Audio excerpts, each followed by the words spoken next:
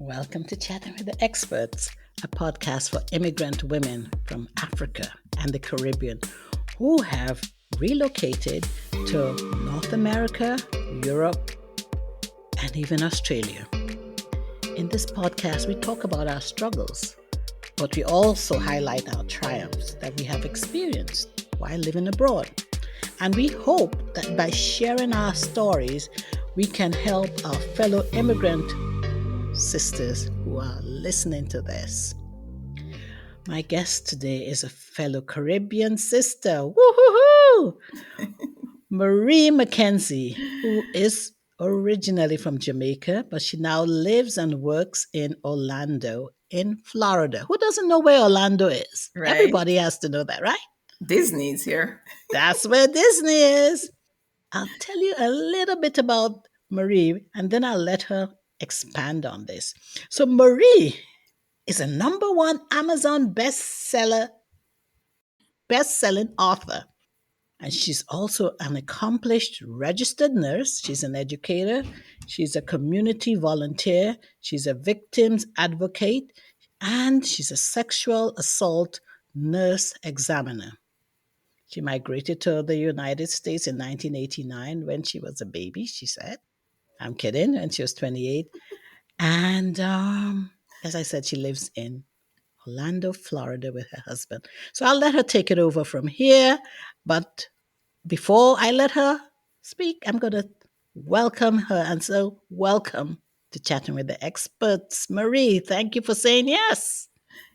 Good morning, Paula. Good morning, listeners. Thank you so much for having me. My name is Marie McKenzie, and I'm originally from Jamaica. And as Paula said, I arrived in Florida. I'm still here. I arrived in Florida when I was 20 years old. Won't tell you how old I am right now. It's been a while. My reason for coming here, I was married at the time, and my husband filed for me, and so I arrived. I arrived in October. I remember the year like it was yesterday. Nice weather in October. And by November, I was in tears because it was so cold. And now, years later, I live for that time of the year because the summers are so hot. In Jamaica, I worked as a secretary. Now they call it administrative assistant. But my dream had always been to become a registered nurse like my aunt, Irma. She was a nurse for many, many years and rose to the ranks in Jamaica. I spent many hours with her in the hospitals where I'd see how she diligently cared for her patients. So my dream was just to follow her footsteps in every way possible. But my dream didn't materialize until I arrived here. Initially, I worked in the clerical field because that was, easy to get a job. And years later, I entered the healthcare field. I took a scenic route to become a registered nurse. I was a home health aide, then I became a certified nursing assistant, then a licensed practical nurse, and then a registered nurse. And then later on, I attained other degrees and certifications. All through that, I worked while attending school. Unfortunately, along the way, that marriage broke down and ended in divorce. Oh, no. Some of yes, you face obstacles in life, but it wasn't easy. But you pick up yourself, dust off, and move on. Use those stumbling blocks as propellers to move higher. Yep. One of the amazing things that happened during my work as a nurse, my background is in emergency nursing, and one of the tasks was to care for sexual assault victims. Back then, you assist the physician. The physician is the one who does the examination, collects the evidence, you package it, and maintain the chain of custody and hand it over to the law enforcement. They take it to the crime lab. So, in that, I found my passion for caring for sexual assault victims. As a survivor myself, that was very special to me. And years later, when I got the opportunity to train as a sexual assault nurse examiner, I jumped in it. That means that instead of assisting the physician, I was now the one collecting the forensic evidence and doing all that stuff. This gives me a sense of purpose because when I say to that victim, I know how you feel, that's an authentic statement because I've been there. We all experience these traumas in different ways, but I can personally empathize and say, I know how you feel. A lot of what I've heard from multiple victims, they've had similar experiences in the past and nobody believed them, not even their mothers, especially. It always breaks my heart when a victim said I disclosed to my mother. Sometimes it's the mother's spouse or boyfriend, Oh and they're not gosh. believed. Yeah. That breaks my heart. I know for a long time I didn't disclose when I was a child. Not because I didn't think I would be believed, but I didn't want to bring the shame on the family. I don't know why, as a child, I cared about that. But Hmm.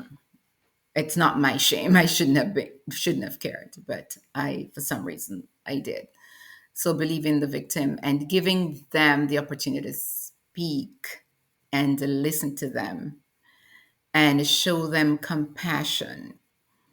A lot of times I see them relax, glad that somebody believed them for a change. Along the way, in 2021, I entered a writing challenge that just flashed across my screen on Facebook. Nalena Kai, international bestselling author, was doing a 30-day writing challenge. Well, I never thought of writing a book. I mean, what would I write?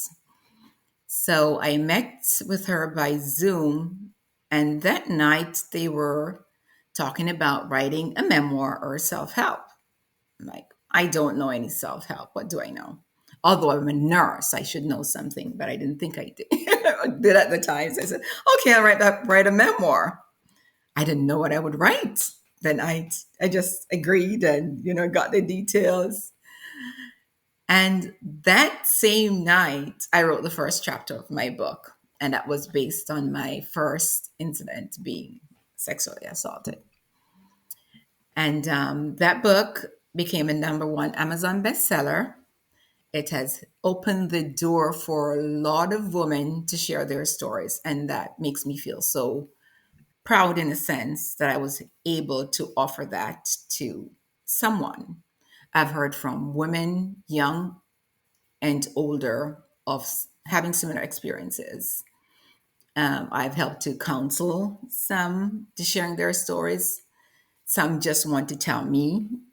Some have gone on to share with others that they didn't think they would have in the past. So I've found my purpose through my work, and I'm happy with that. I've since written all the books, and I'm still writing. Have been bitten by that bug, and I'm enjoying it. Wow. But what stands out at me is you said you found your purpose. But before we talk about that, what's the name of the first book that you wrote? The book that made you the number one bestseller? Things I, that keep me up at night. Things That Keep Me Up at Night. I like that title. It's very, Yeah, very because there was pertinent. a lot of things that happened, and it just kept playing over in my head. It doesn't matter at what age some things happen. Hmm. It's just like it's yesterday. As I said to my editor when I was writing, whatever the things I'm writing about, I can still see them, hear them, smell them, taste them. It was just like it was happening all over again. You Wow. don't forget. Wow. And has writing that, was that therapeutic for you? Absolutely therapeutic. You get it out because there were things that I never mentioned that, I disclosed in the book. And just getting it out was so rewarding. I can only imagine that. Yeah. And the fact that it's helping. I mean, I've heard from healthcare professionals where it's being used in therapy sessions for other survivors. It's amazing. Marie, that's a big deal. That's really a big deal. Number one being that it was therapeutic for you, and now to find out that it's being used by, I mean, in medical circles to help other women who have been victims of sexual abuse. That's really, really Yes, Paula. Yes. Thank God for leading me on this journey. I will continue to help others through through this. absolutely. So now you said, before I asked you the name of your book, that you found your purpose. Let's talk about that purpose. Helping survivors like me regain their passion for living, introduce them to the resources that have helped me live again. You know, it's not easy when you're violated in that way. It's almost like an attack on your soul. Everything else is like outside the body. This one, it's like within. So it's like some people are destroyed. You know, some never recover, their Yeah. coping skills totally derailed, drugs, Mm-hmm. alcohol, suicide. It's traumatic. And if I can in some way help someone going through that, like I was helped, because along the way, I've worked with individuals and organizations who worked to help survivors thrive. And this has helped me. So I want to give back. And I feel like I've been called to serve in this capacity. Understandably so. And so, a question that's going through my mind is, as you worked during your career, you said you became a sexual assault nurse, correct? Yes. Was that before you actually wrote the book, or did you write the book That and was then? before I wrote the book. Okay. So I guess that your career has influenced the way you've written the book, and that's why I don't want to say that's why it's so helpful to many victims, but I'm going to say it just has enhanced Yes. your, The everything. career plus the experiences. Yes, absolutely, absolutely. Wow. So you mentioned that you have written some more books after that first one. Yes, my second book was co-authored with international bestselling author Nalena Kai. It's called 90 Days of Pleasure, and it's based on a couple who the woman was older than the young NBA star, and she was concerned about the age difference. So he strives to, soothe her fears. So they travel to Arabia, the trip he planned to like seal the deal. But then, of course, in all romance novels, there are conflicts. So they encountered some conflicts engineered to keep them apart. So you got to read it to see how they survived. Yes, you've got to read it to find out the end. The end of the story Yes. comes And from reading it. Okay. But what inspired you to write that novel, that book? in meeting Nelena, I was introduced to a tribe called NK Tribe called Success, a group of authors, international bestselling authors, and new authors. And we help in supporting others in writing. So, in deciding to continue my writing journey, I am branching out into different genres. So, that was my first romantic suspense. I'm Wow. currently working on an inspirational novel, which is going to be part of my story also. So, that's coming out soon. So you're a woman of many talents and many skills. Yes.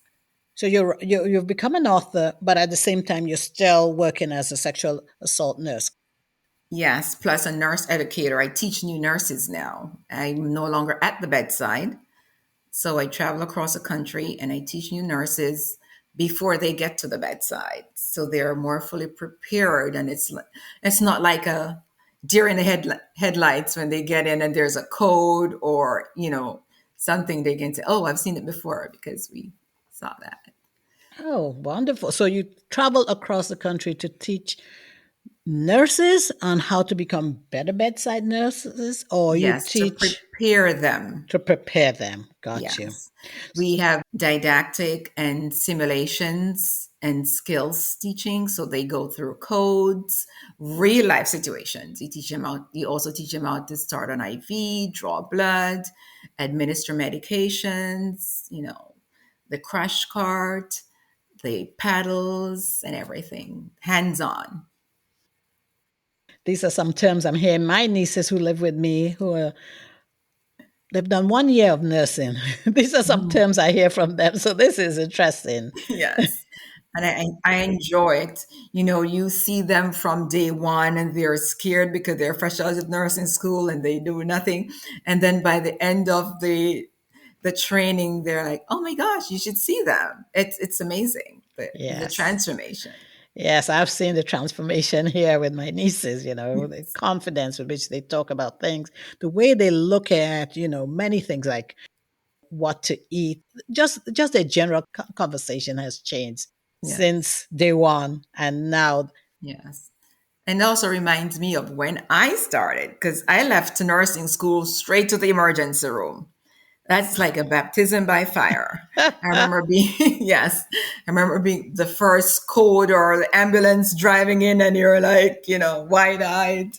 I remember learning to start an IV and my mentor holding my hand, showing me how to palpate the veins. I wish the program and teaching, I wish that was around when I was a new nurse. It's really phenomenal.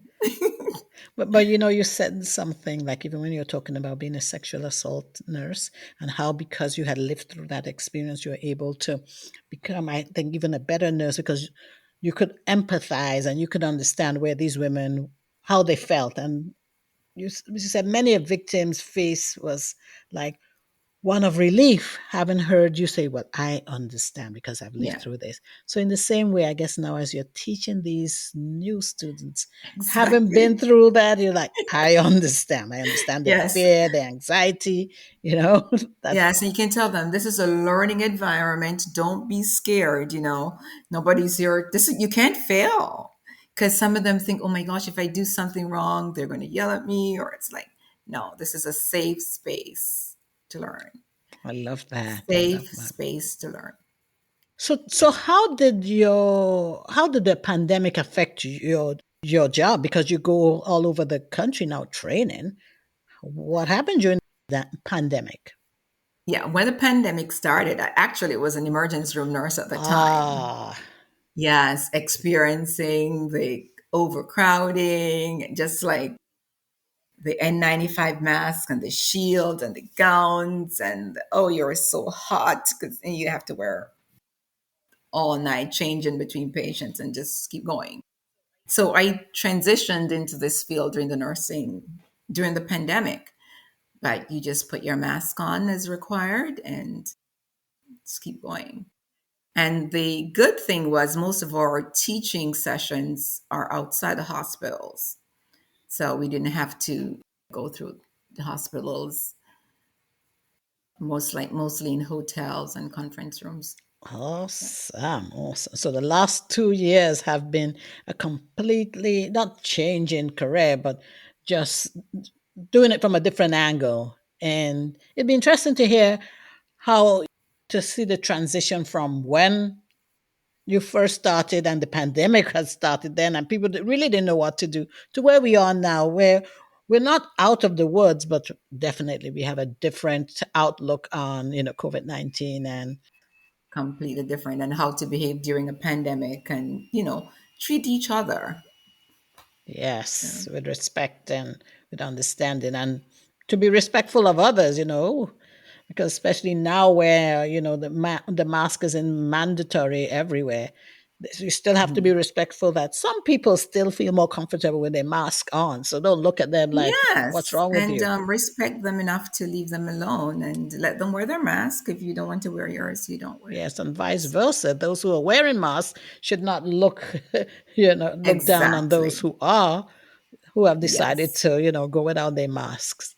Yeah. Yes, we're all different people and we have the freedom to make our choices. Absolutely, absolutely. So as we talk about, the Marie that came to the United States in 1989 and the Marie now of 2022, would you say that you've realized your dreams and your ambitions that, when you were coming brand new that you planned on achieving? Absolutely. Life for me now is like a complete 180. Mm, I'm a registered nurse, which I wanted to accomplish. I'm an author, which I didn't even think of. I'm a sexual assault nurse examiner. I didn't think of that. I have remarried to the most amazing man, George. I call him my hallelujah mm, because he's just it's mm. just like so. We live in Orlando. I mean, I'm enjoying my career, enjoying advocating and helping others. I've found happiness and success in what I do because it impacts the life of others. And both of us have a passion for people. We help individual and causes that we hold dear. So it's couldn't ask for anything better than impacting the life of other people. Wow, love that. And how would you say that your journey, if you were looking at, I was going to say, what would you tell 21-year-old or 25-year-old Marie coming from, let's say in your case, Jamaica now coming to America? What advice would you give to someone like that? I would tell the grass is not always greener on the other side. Maybe that person is watering his grass, that's why it's greener. Hmm. Coming to United States and Jamaica here, go to the US, everything is rosy. You think everybody who travels to the US has a lot of money, Hmm. like they have a money tree on the back. I remember I used to have family members and friends travel back to Jamaica and they have all these things they were giving. And I didn't know they were using credit cards to fund that until I arrived here and I had people telling me, oh, I can't pay for this, I can't do that. So be careful when you arrive here. Don't like jump and grab credit cards or offer things you can't afford just because you want to please people or give them the impression that you have a great life. Be authentic, be yourself. Doesn't matter if people are not going to like you. And that's one of the traps I never fell into. I don't believe in giving what I don't have. I don't believe in using my credit cards to and have a large bill just so I could send things back home. I know they're in need, but I shouldn't have to put myself down just so they can have things to flash I around. 100%. I think that's Yes. excellent, excellent advice because a guest of mine said this to me. She said, the United States has done a fantastic job advertising themselves, marketing themselves abroad, which we outside of the United States, better still, have not. And so when you see movies and, you watch the news, you see wealth and you think, oh my gosh, the Yes. road is paved in gold there. And you come here and you realize $1 means somebody has worked for it. Exactly. And so You're not getting it from anyone, you you're working for it. working for it. And that is Yes. something that most people, before they come to the United States, as you said, do not realize. So that credit card bill needs to be paid Exactly. And on and time. on time. The penalties that come with the late payments or no payments. Very high. Very, very high. And it stays on your credit because here everything you want to buy is, oh, what's your credit rating? Yes, Your interest on a car loan or a home loan, what's your credit rating? absolutely. How do you manage the finances that God has blessed you with? Exactly. How do you care for the family that God has Blessed you. blessed you Yep. with? Absolutely. Yes. Yep. That's a big part of it. And, our generation was not, we weren't, and still so. I mean, the financial people don't really talk much about, they don't educate people, young people. And we weren't Yes. educated on how money works. And a lot of young people still don't understand how money works. And that's another topic for another episode. Yes. Financial literacy should be a requirement in high school. Absolutely, Yes. absolutely. Because you get out and the real world is waiting for you, and you haven't been taught that, on how to Right. survive. But anyway, let's go on to lighter things because all good things have to come to an end. I wanted to ask you to give us a fun fact about your country, or a fact that most people don't know about. When I say your country, your country of birth, Jamaica. Yes. I recently discovered that Jamaicans originally spoke Spanish. What? They were ruled by the Spaniards. I don't remember from which period to which, but yes, Spanish. Wow. Most people will not know that. I didn't. I didn't know that until recently, so that's a real fun fact. Wow. And so are there some tongues with Spanish names? Is there any lingering of that? But we have Spanish Town, Okay. and so on. Okay. All right. That's in St. Catherine. And do you have a favorite quote that you like to share with my audience? Yes, without commitment, you'll never begin. Without consistency, you'll never succeed. Without commitment, you would never begin. Without consistency, you will never succeed. Never succeed. I love that. Yes. Thank you so much, Marie. And where can people find you online? I've learned so much about you and about what you're doing and how you're impacting not just your local community, but because you travel, you're impacting communities within the United States. And how can people get in touch with you? I'm on all social media platforms, Marie McKenzie. My website is marielmckenzie.com. Oh, okay. So you're on all social media platforms, and you can find you on your website as well.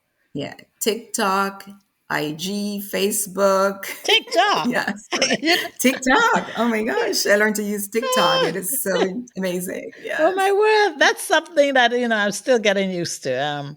IG, yeah, yes. LinkedIn, I love, but TikTok, And I'm also on LinkedIn. wow. Yes.